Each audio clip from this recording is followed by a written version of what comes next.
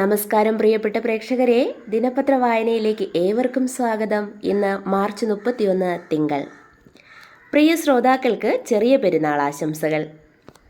റംസാൻ നോമ്പിന് പരിസമാപ്തി കുറിച്ച് മാനത്ത് ശൗവൽ നിലാവ് തെളിഞ്ഞു. ഇന്ന് ഈദുൽ ഫിത്തർ. കാപ്പാട്, പൊന്നാനി എന്നിവിടങ്ങളിൽ മാസപ്പിറവി കണ്ടതോടെ ഇന്ന് ചെറിയ പെരുന്നാളായി വിവിധ ഖാസിമാരും മതനേതാക്കളും പ്രഖ്യാപിക്കുകയായിരുന്നു. ഈദുൽ ഫിത്തർ പ്രമാണിച്ച് റെയിൽവേ ടിക്കറ്റ് റിസർവേഷൻ കൗണ്ടറുകൾ ഇന്ന് രാവിലെ 8 മുതൽ 2 വരെയാകും പ്രവർത്തിക്കുക. പ്രാദേശിക പ്രത്യേകതകൾ പരിഗണിച്ച് നഗരങ്ങളെ ബ്രാൻഡ് ചെയ്യണമെന്ന് കേരള നഗരനയ കമ്മീഷൻ റിപ്പോർട്ട്. കോഴിക്കോട് സാഹിത്യ നഗരം, കണ്ണൂർ ഫാഷൻ സിറ്റി, തിരുവനന്തപുരം കൊല്ലം വിജ്ഞാന ഇടനാഴി എന്നിങ്ങനെ. എമ്പുരാൻ സിനിമാ വിവാദത്തിൽ നടൻ മോഹൻലാൽ ഖേദം പ്രകടിപ്പിച്ചു. റീസെൻസറിങ്ങിനു ശേഷം എമ്പുരാൻ ഇന്ന് തിയേറ്ററുകളിലെത്തും. വരുമാനം കൂട്ടാൻ കടുത്ത നടപടികളാകാമെന്ന് രാഷ്ട്രീയ അവലോകന റിപ്പോർട്ടിൽ സൂചന. കേരളത്തിൽ വിഭവ സമാഹരണത്തിന് നികുതി വർധനയും സെസ്സും അടക്കം സംസ്ഥാന നേതൃത്വത്തിന്റെ കടുത്ത നടപടികൾക്ക് അനുമതി നൽകാനൊരുങ്ങി CPM പാർട്ടി കോൺഗ്രസ്. ഛത്തീസ്ഗഡിലെ ബിജാപൂർ ജില്ലയിൽ 10 വനിതകളടക്കം 50 മാവോയിസ്റ്റുകൾ കീഴടങ്ങി. ഇതിൽ 14 പേർ പോലീസ് തലയ്ക്കു വിലയിട്ടവരാണ്. ഒറ്റപ്പെട്ട ഇടങ്ങളിൽ ഇന്ന് മഴയ്ക്കും കാറ്റിനും സാധ്യത. ആണവ പദ്ധതി വിഷയത്തിൽ US-ഉമായി നേരിട്ട് ചർച്ചയ്ക്കില്ലെന്ന് ഇറാൻ പ്രസിഡന്റ് വ്യക്തമാക്കി.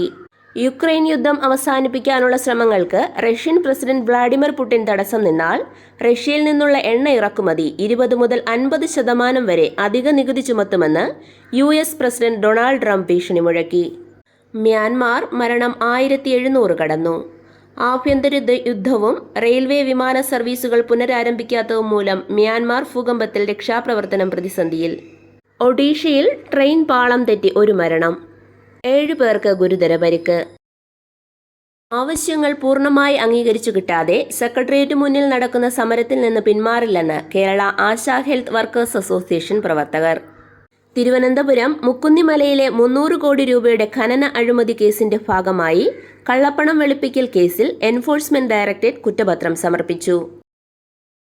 ഇനി കാഴ്ചപ്പാട് പേജ് നോക്കാം.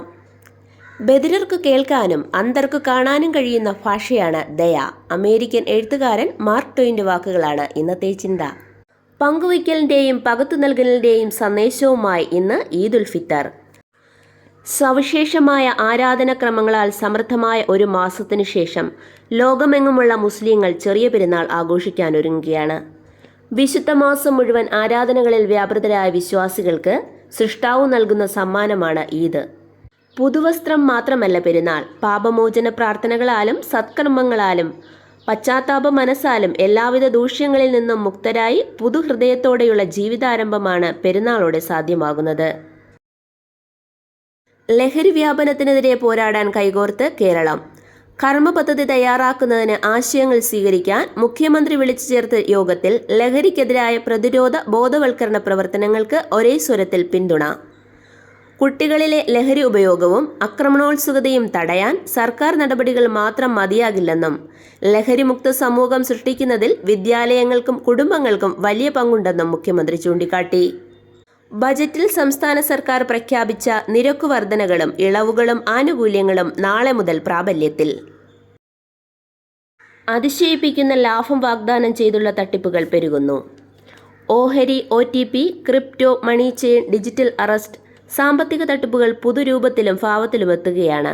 ഇത്രയേറെ ബോധവൽക്കരണ ക്യാമ്പയിനുകൾ നടന്നിട്ടും തട്ടിപ്പിനിരയാകുന്നവരുടെ എണ്ണം കൂടുന്നു. കൂടുതൽ ആളുകൾ തട്ടിപ്പിനിരയാകുന്നത് ഓഹരി നിക്ഷേപവുമായി ബന്ധപ്പെട്ടാണ്.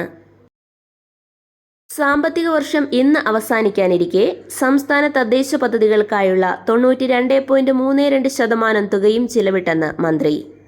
എന്നാൽ ആസൂത്രണ ബോർഡിന്റെ കണക്കനുസരിച്ച് സംസ്ഥാന പദ്ധതിയിൽ ചെലവിട്ടത് 61.64%, തദ്ദേശ പദ്ധതികളിൽ ചെലവിട്ടത് 74.93%.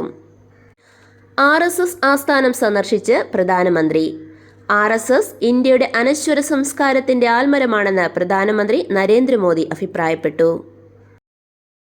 കായികം. IPL ഹൈദരാബാദിനെതിരെ ഡൽഹിക്ക് 7 വിക്കറ്റ് ജയം.